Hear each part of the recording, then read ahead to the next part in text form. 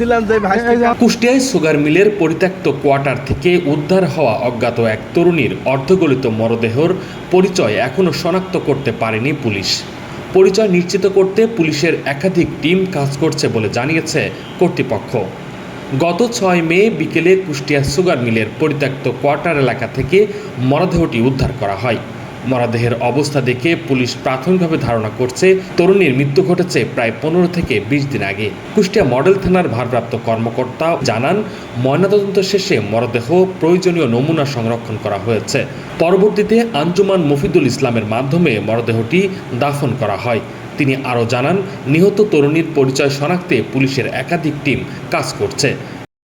থানায় হত্যা মামলা রুজু হয়েছে, তদন্ত চলতেছে। আশা করি খুব কম সময়ের মধ্যে আমরা প্রকৃত অপরাধীদের শনাক্ত এবং গ্রেপ্তার করতে পারব। ওই দিনে আমরা সিআইডিপিবি এর সহায়তা নিয়েছি। তাদের সহায়তা নিয়ে এর যতটা ফরেনসিক বা অন্যান্য যে কার্যক্রমগুলো সেগুলো করা হয়েছে। লাশ পোস্টমর্টমের জন্য পাঠানো হয়েছে। ডিএনএ সহ অন্যান্য আলামত সংরক্ষণ করা হয়েছে। পোস্টমর্টমের পরে আঞ্জুমানের যেহেতু লাশের কোনো অভিভাবক শনাক্তকারী পাওয়া যায় না, তাই আঞ্জুমানের মাধ্যমে পরবর্তী ব্যবস্থা নেওয়া হয়েছে। প্রকৃত আসামিদের শনাক্ত এবং গ্রেপ্তার হবে আশা রাখি।